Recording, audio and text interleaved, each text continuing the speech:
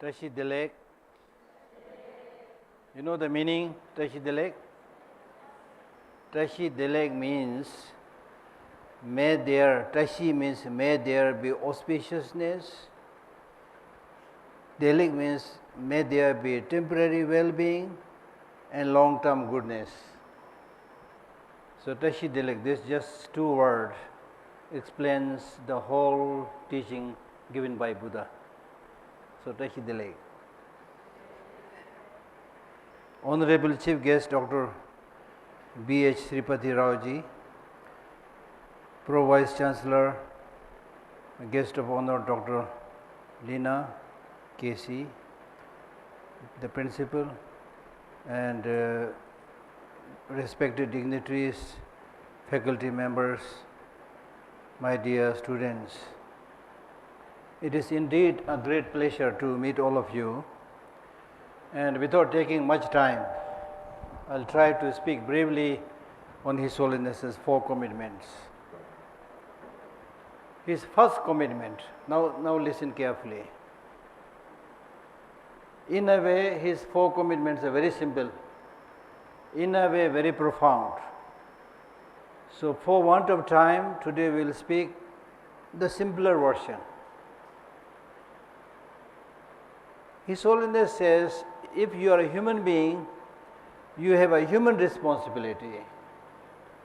If you are a religious person, you have a religious responsibility.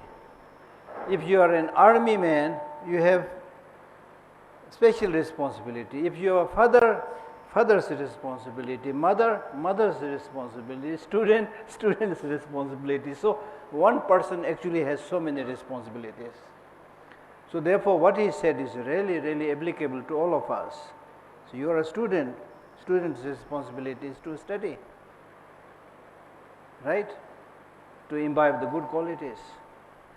So his first commitment is improving the human values. This is nothing to do with Tibet. So his first commitment is not about Tibet. It is about improving human values all over the world. As a human being, our main task is to improve human values.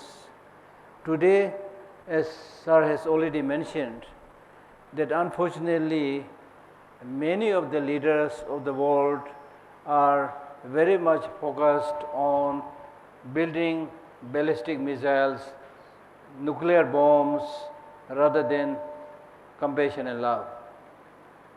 In our governmental setup also, there is a department for defense, for security. Where is the department for peace and non-violence? It's not there in most of the cases, unfortunately.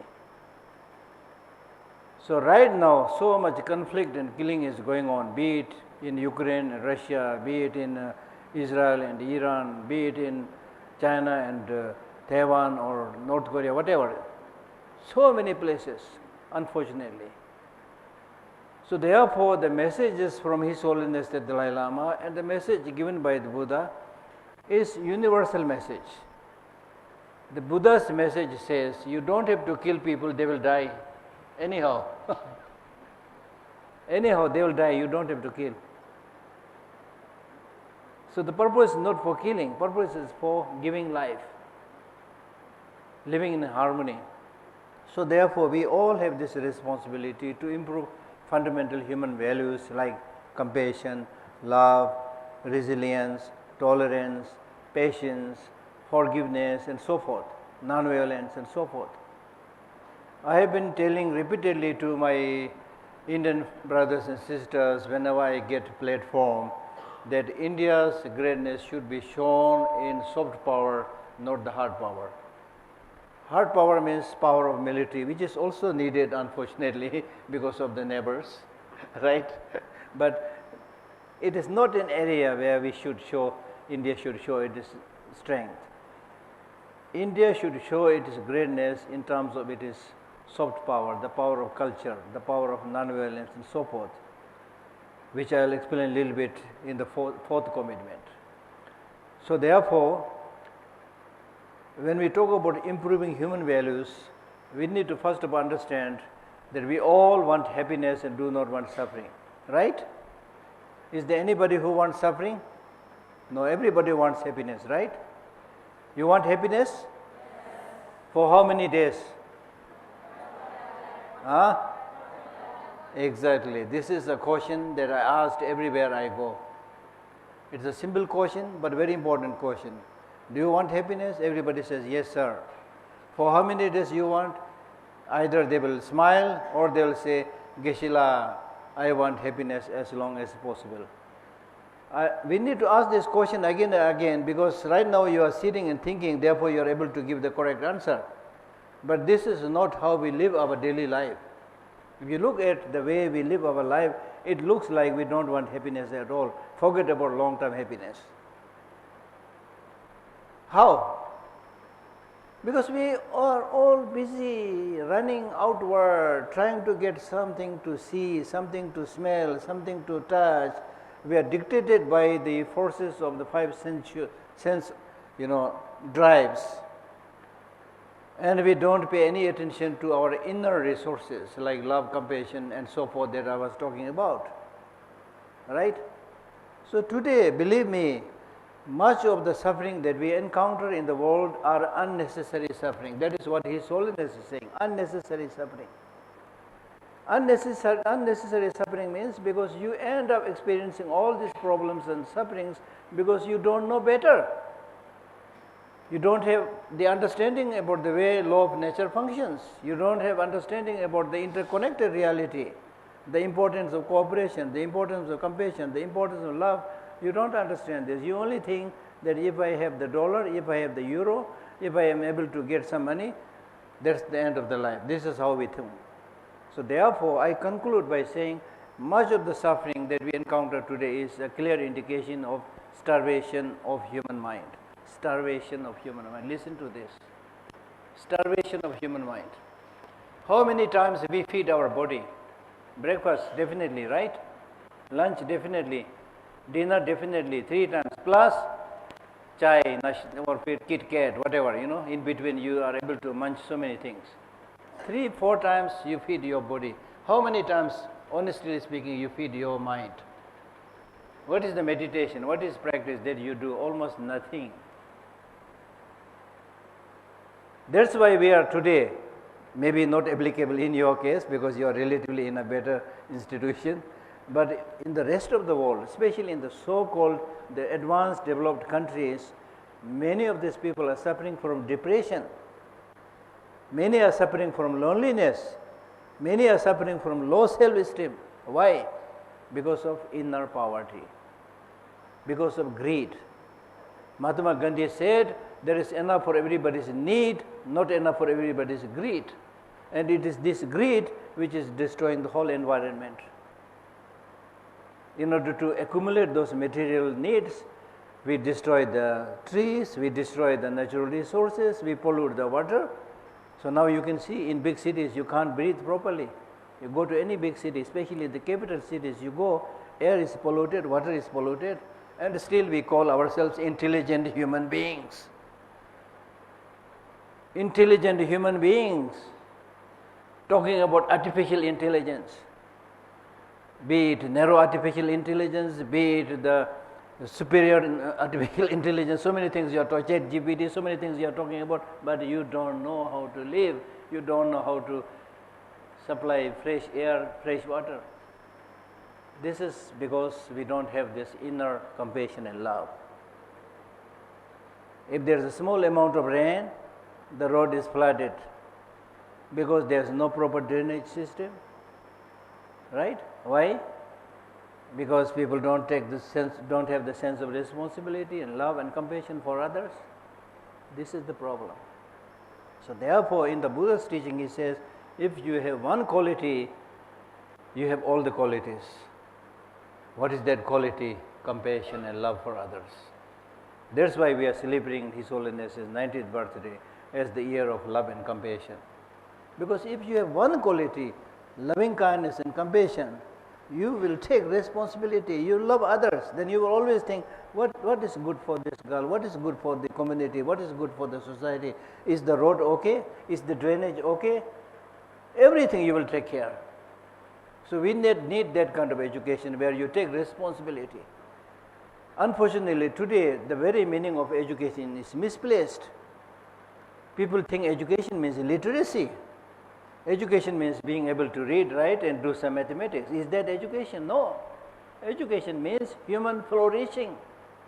Education means human flourishing. Education means a system of learning based on which you become a happy person, you become a peaceful person, you become one that has understanding, that has recognition, that has respect to others. If that is there, the country will just develop and flourish like anything. If that is not there, okay, you install all kind of funny machines up and down and let them operate, then bring artificial intelligence, everything. I know the story of technology, how the industrial revolution started, things like that. Are we better? Are we saner? I don't think so, unfortunately. So therefore, the real source of your personal happiness, societal happiness, happiness of the nation, happiness of the whole world can come by developing this inner resource. If you have this inner resources, strength, patience, non-violence, compassion and so forth, you will be able to face any kind of problem in the world, I promise. I already crossed 70. I have seen enough, both sides of the world, the Tibetan traditional side of the world, modern side of the world.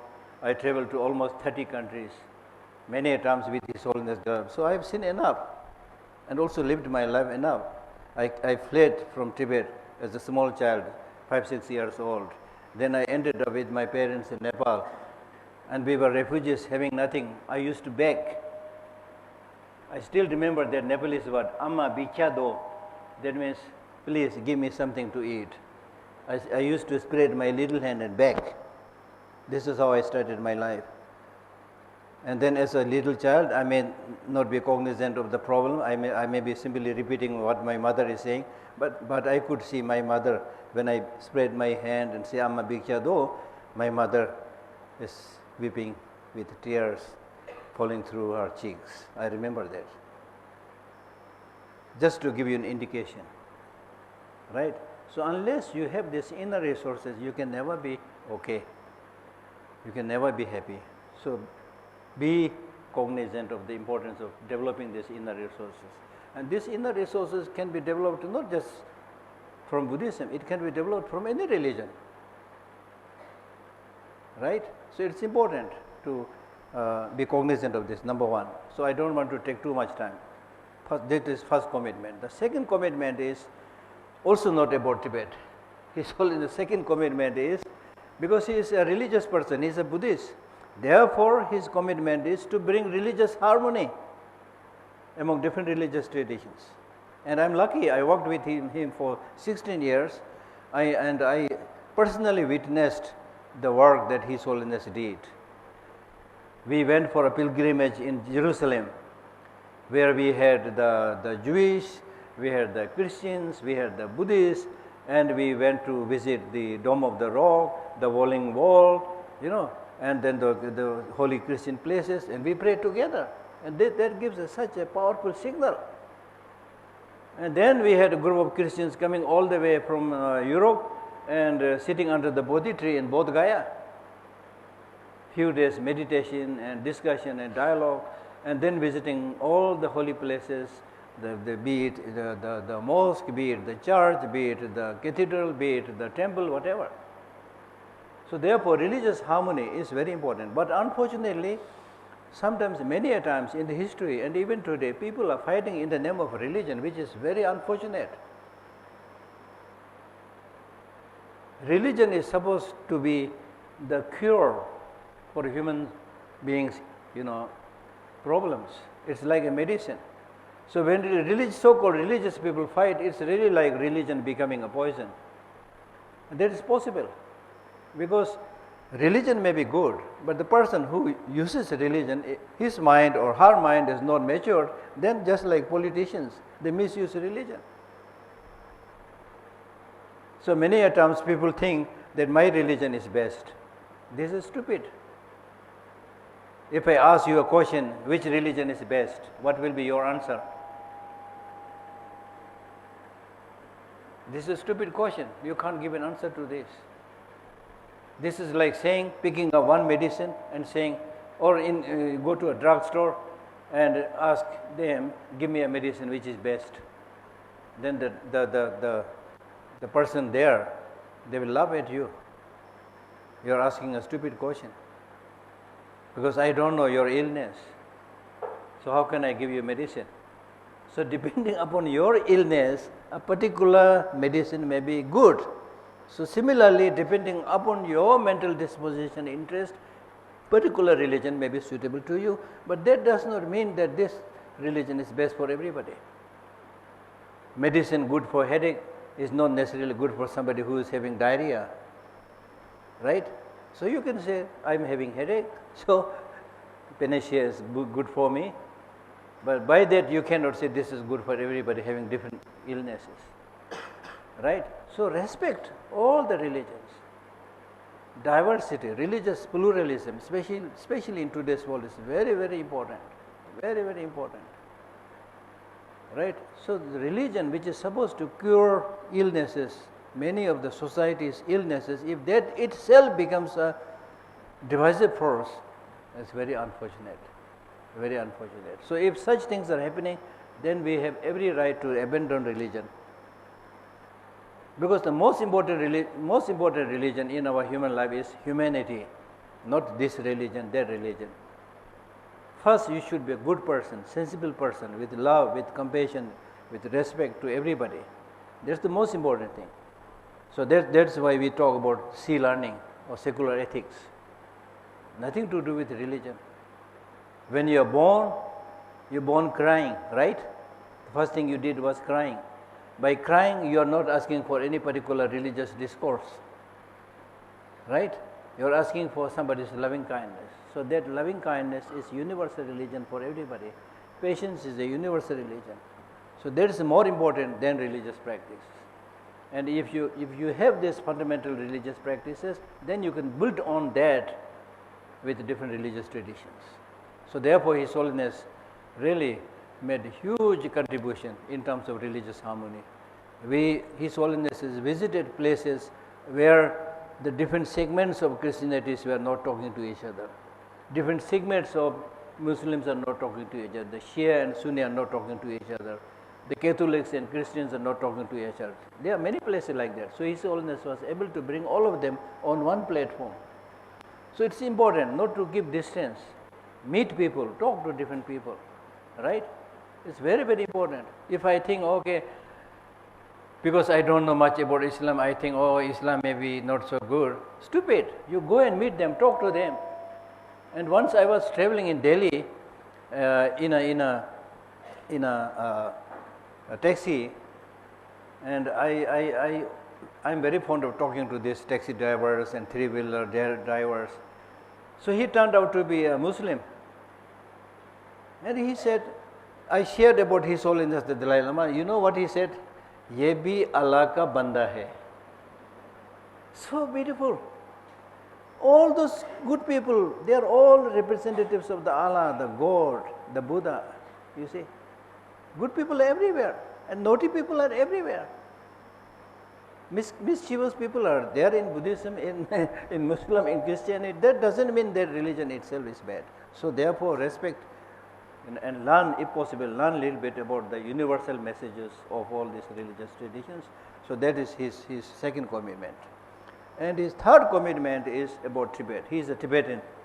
Just as if you are like Indian, you have your commitment. You must do something for India. You are a religious person also, right?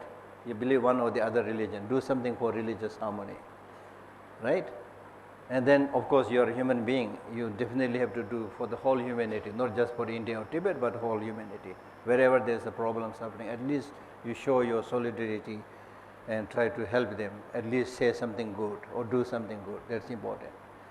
So, as a Tibetan, he has been serving Tibetans as Tibet's leader for so many years. He took responsibility of looking after the Tibetan nation when he was only 16 years old.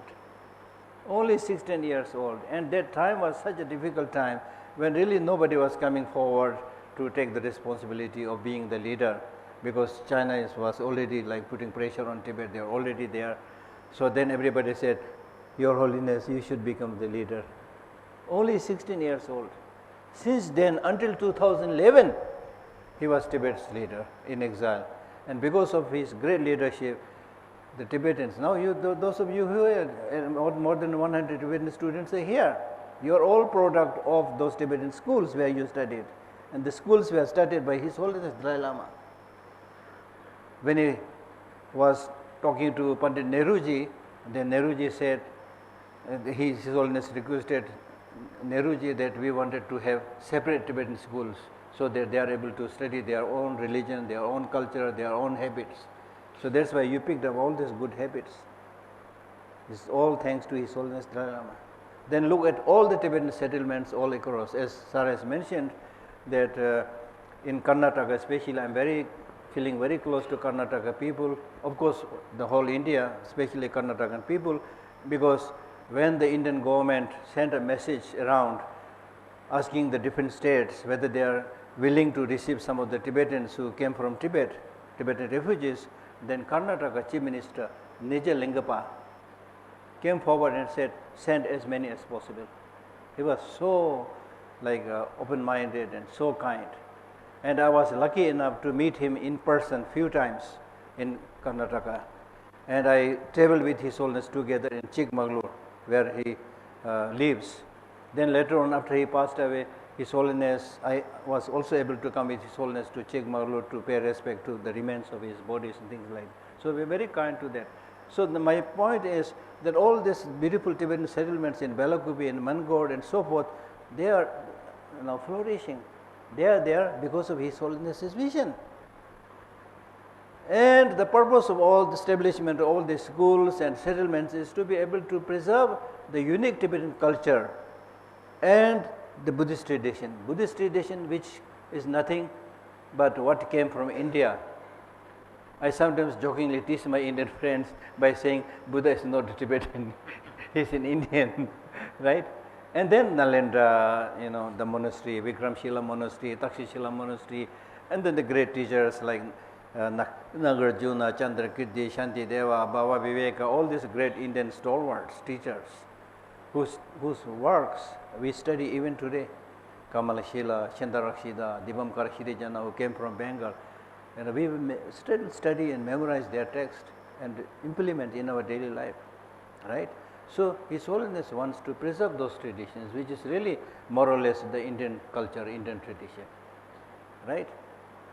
So therefore, the Tibetan students here also, you should also work hard to preserve this unique Tibetan culture and Buddhism, which is based on Tibetan language. So improve your language, improve your Tibetan writing and so forth, and more importantly, understand some of the core teachings of the Buddhist philosophy, some core concepts of the Tibetan culture, which is now a world cultural heritage.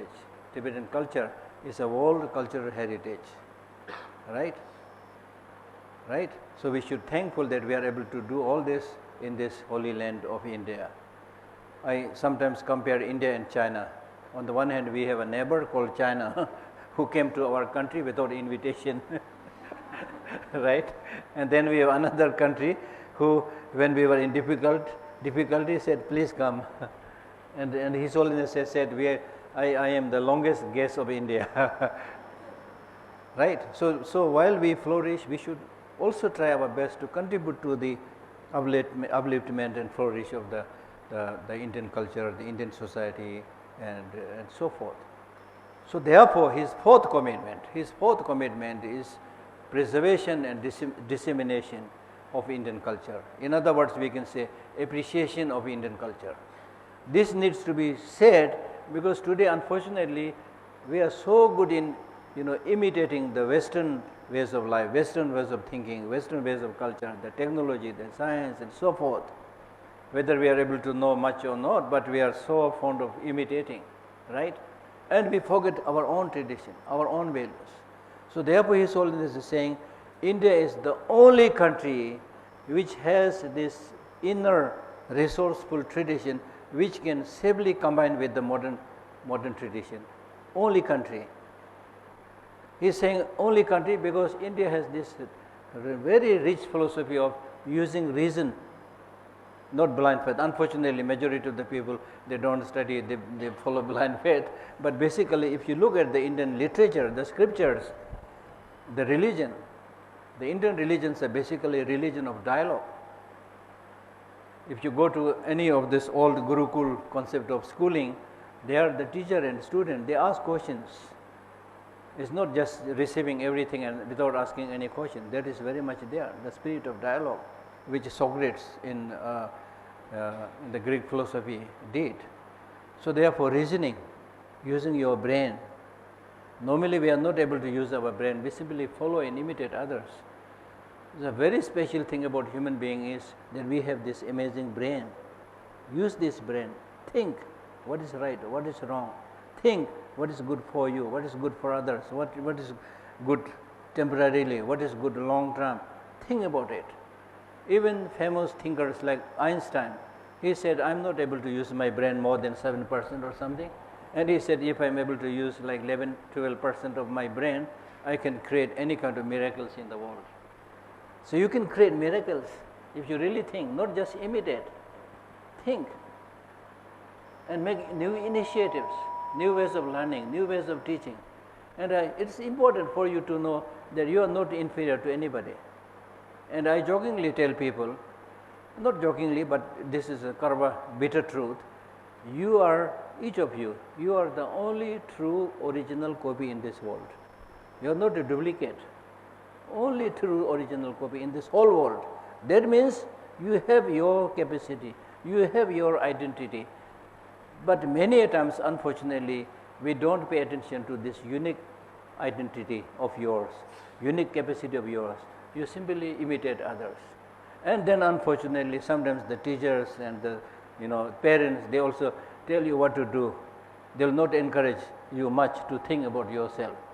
So therefore, you lose your identity, right? So it's important you find yourself. The purpose of your study is to find yourself. You are more or less lost today in this world. So find yourself. Who are you? What is your identity? What is it that you want in your life? Think about this. Discover yourself, right?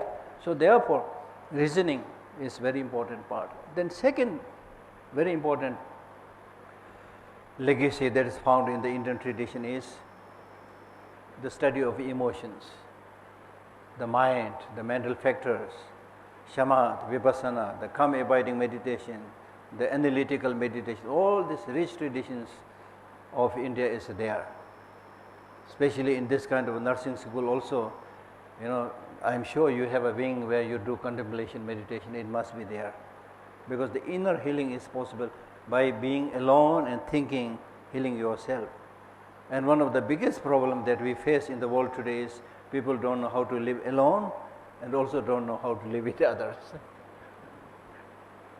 We should be good in one of these, either you should know how to live alone or you should know how to live with others with love and compassion. If both of these are not possible, it's a big problem, right?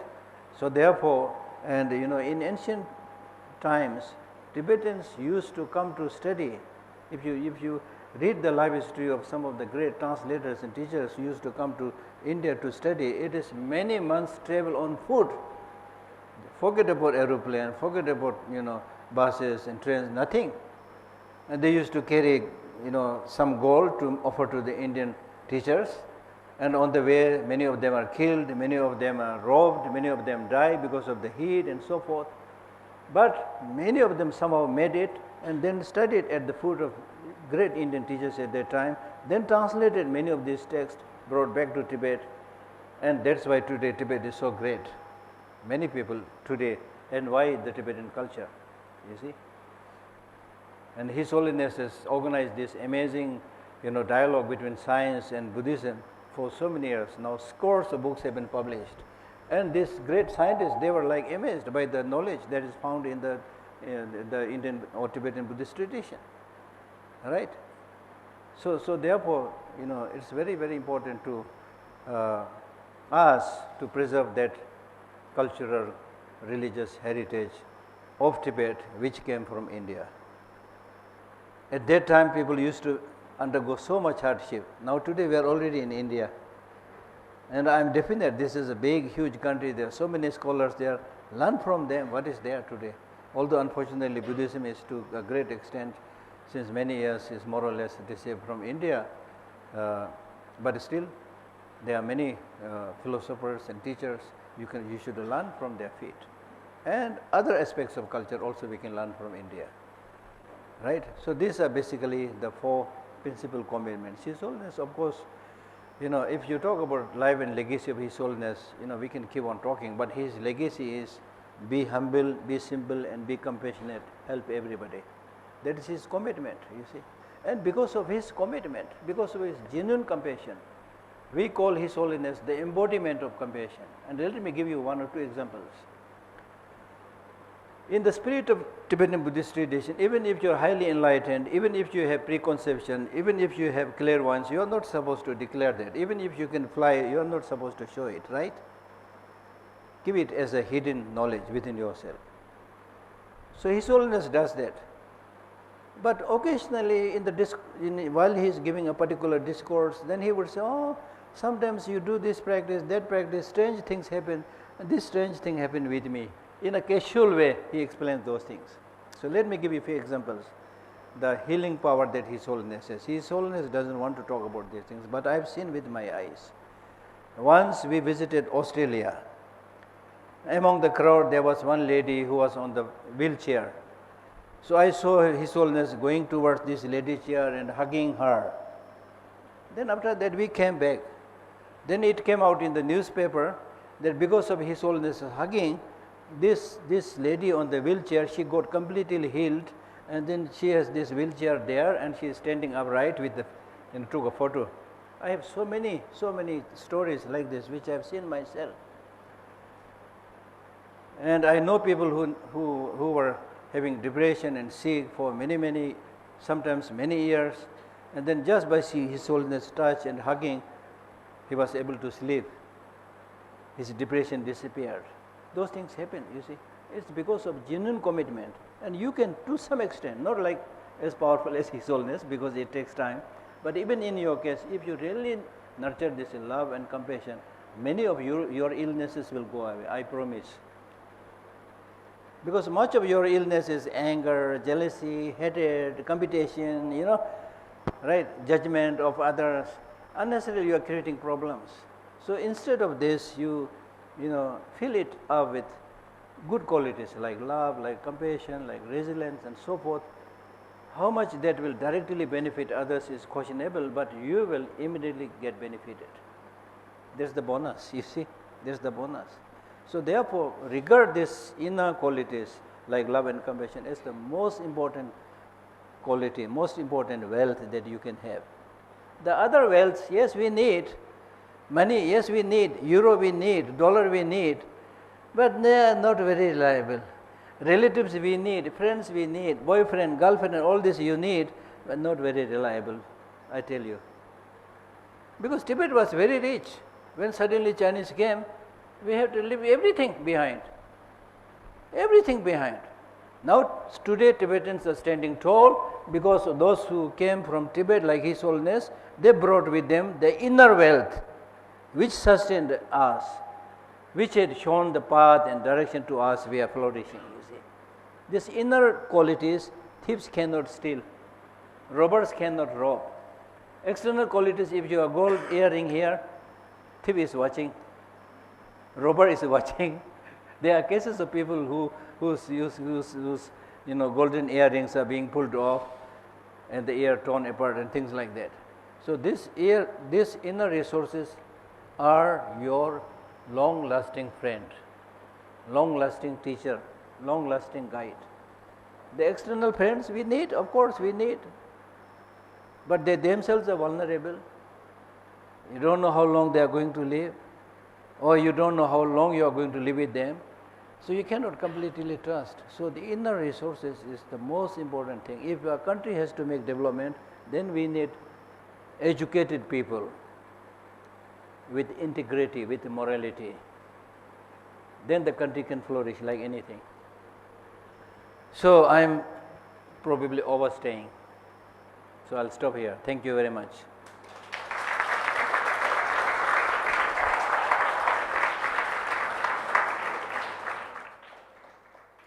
We offer our deepest gratitude to Venerable Geshe Lhakdor for his profound and enlightening talk. It is truly blessing and honor to have your presence with us today, Geshe. Your words indeed touch our heart and enrich our mind.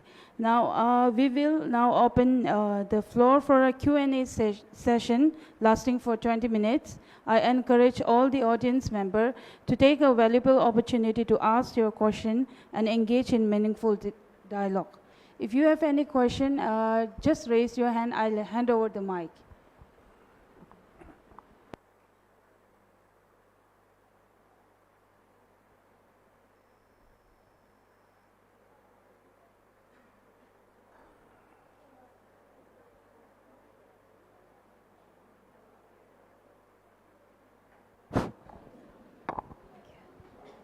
Thank you, sir. I recently came across a book called Dhammapada. Dhammapada, Yeah. I don't know anything about it. Yeah. But I wish to read it, and I wish to enhance or, touch the ultimate potential that the text is capable of giving me, providing the humanity with. So how do I start learning, or how do I start reading it? Any respects that I should show, anything at all for a beginner as I am? Okay. So people ask this question that in Christianity there is a Bible, in Islam there is Quran. What is that one book in Buddhism which you will, if you could kindly tell me? Many people ask this question, but in Buddhism we don't have one book. So because of this, they keep Dhammapada in all the big hotels. Quran, Bible, Dhammapada. The Dhammapada is not directly written by Buddha or anything like that, but it's a compilation of Buddha's teachings covering many important topics. But now, interestingly, some teachers have written wonderful commentaries on that. So you take my address, and later on I will write the names of these books and you can read it. Okay. But for beginners, if you want to read a book, I recommend this book called Buddhism for Busy People. There is a book called Buddhism for Busy People. It's written by an Australian. It's a very good book, and I bought this book and given it to many people. So in the beginning, probably you need a book like this. Then of course there are hundreds of books by His Holiness Dalai Lama. Read them. It's very, very important. And then if you want to read a book which is a comparative study of science and Buddhism, then you should read this book called Universe in a Single Atom. It's a very good book. It's a dialogue between science, Universe in a Single Atom by His Holiness and other science teachers. Then if you want a book on ethics, human values, which you already spoke, then you should read this book by His Holiness, which is called Beyond Religion. Then if you want to read a book on interreligious dialogue, then read this book by His Holiness, which is called Kinship of Faiths, Friendship of Faiths, Kinship of Faiths. So these are the books that I can recommend. Okay.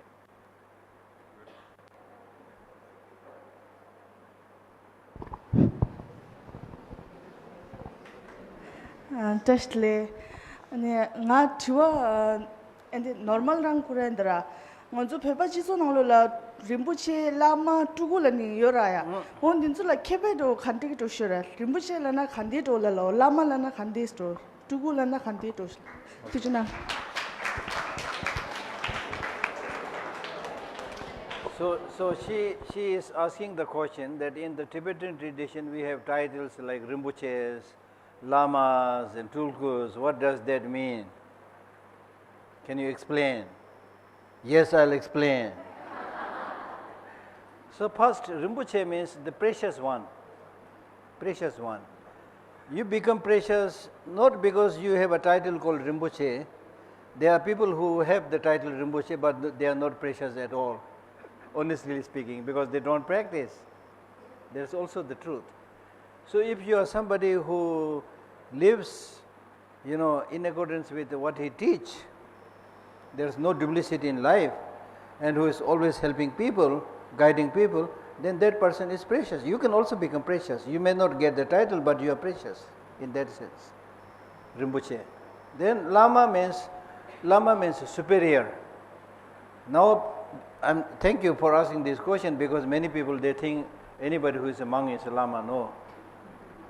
And many Westerners who went to Tibet, then they started talking about Lamaism. Buddhism that flourished in Tibet is nothing but fabricated by the Lamas there, which is not true. As I mentioned already, Buddhism flourished in Tibet is nothing other than the Nalanda tradition. It's not something made by the Tibetan teachers there. But the Lamas were so popular, then they said Lamaism.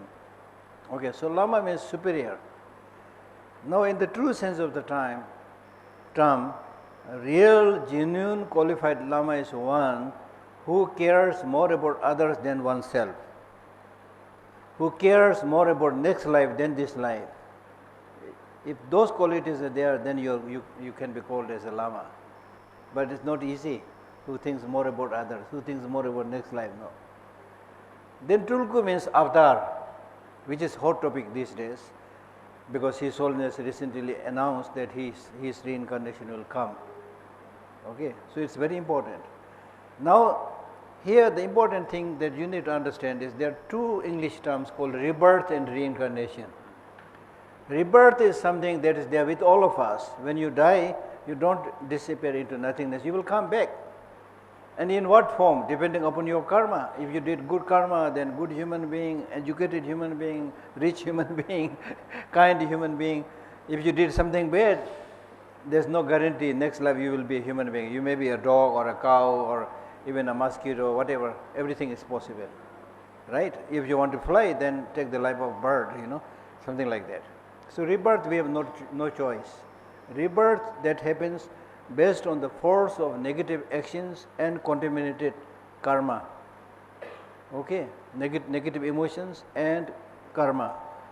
Now, as opposed to this, there is a reincarnation, avatar, which means those people who are spiritually elevated, who already reached certain, elevated level of spirituality, they come back not because of the force of negative emotion and contaminated action, but they come back out of love and kindness to help other people. So we believe that His Holiness and some great teachers, they have this power. So in this case, it's important again to know, we live in ordinary society. So there are many people who call themselves Tulku or reincarnations, but I doubt, honestly speaking. Har jagah hypocrisy, everywhere there are hypocrisy, lying, all these things here. So some of them may not be, they got the title somehow, but they are not really reincarnation.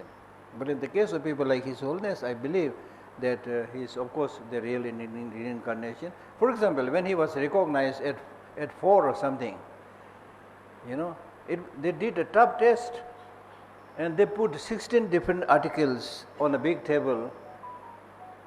Out of these 16 different articles, there are 2 walking sticks, 2 drums, 2 rosaries, one belonging to his predecessor, 13th Dalai Lama, another belonging to someone else.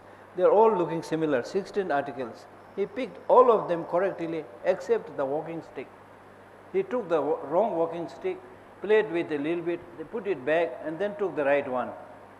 Then on scrutiny, later on they found why he made this mistake. Later on they found this walking stick was also with the 13th Dalai Lama at a particular time.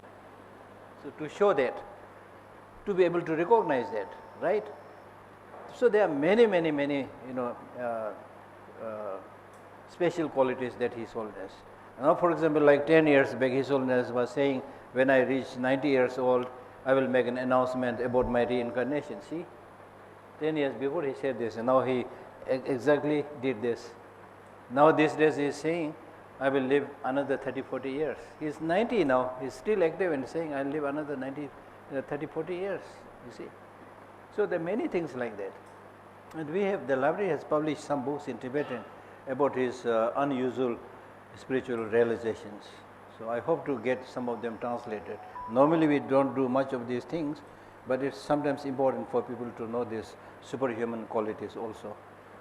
So that is the difference between rebirth and reincarnation. Okay.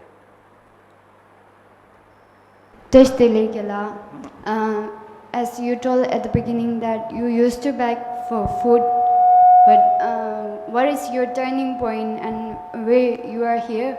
How you became here at this place? Like no, I can safely say that I reached here at this level not because of my special capacity and talent. Things yeah, like that. I would like to ask your turning point, like how you became like that. Yeah, so, who is so, like? So I'm telling you, sometimes your fate is determined, because of your past karma, many other things, It's a very interesting story. If you want to listen to, I don't want to take much of your time. You see, so number one, I was born in Tibet. That's very lucky for me. Today I'm able to say yes. I drank the holy water of Tibet and things like that. 6-7 years I was in Tibet. It's a very unique thing. Then I was able to stay with my parents, very special thing. Then I was able to go to Tibetan school, very special thing. Then gradually I finished my, Buddhist studies. For 13-14 years I did rigorous Buddhist studies and completed that special thing. Then I at the same time went to Chandigarh University to do my BA. I did my BA in political science and logics and English. It's a good thing. Then I did my MA in English from Chandigarh University while I was studying Buddhist philosophy in Dharamsala. That's a good thing. So I had this wonderful opportunity. Then finally I went to Tibet House for 2.5 years as a research scholar and translator. Then I was out of the blue asked to join His Holiness to be his translator. These are all like, I can't say how all these things happened, you see. I would really say this is thanks to the Tibetan culture, thanks to His Holiness Dalai Lama, thanks to my, friends, relatives and everybody, And then, not only that, I also worked very hard. So I want to tell you this. So if you want to achieve something, you need to work hard. And I'm not at all saying I'm special, but everybody has different nature. I had this nature of being very obedient in the class, do whatever the teacher says, not being naughty, So in my classroom I always used to get number 1 or 2 all the time, first and second division all the time, throughout the class. Then in the Buddhist studies also very good in my study, because I just focus on the study. So because of this, people saw some usefulness in me and asked me to become His Holiness translator. Then you got this amazing position, So right now I am heading this Library of Tibetan Works and Archives. Again, I get so many, opportunities to meet people all over the world, you see. And I share my little knowledge and learning. I share the Buddha's teaching. I share His Holiness messages. So you need to focus on your study. Whatever you do, you appreciate what you are doing and excel in it, and you will get recognition. But sometimes the problem with us is, this is something that I see among the Tibetans, in other schools also maybe it is there. Nowadays most of the younger generation, they are becoming jack of all, master of none. They know little bit here, little bit soft science, little bit soft computer, little bit hard computer, little bit English, little bit Tibetan, and not good in any of this. Having no capacity to write a good article, having no capacity to write a book. You see, so I'm really thankful that you asked this question. My answer is, you can learn many things, but be good in one thing. That will give you job, that will give you salary, that will give you recognition from others. If you learn a little bit here and there, no good in anything, people will not pay attention and you will not get a job, right? Okay.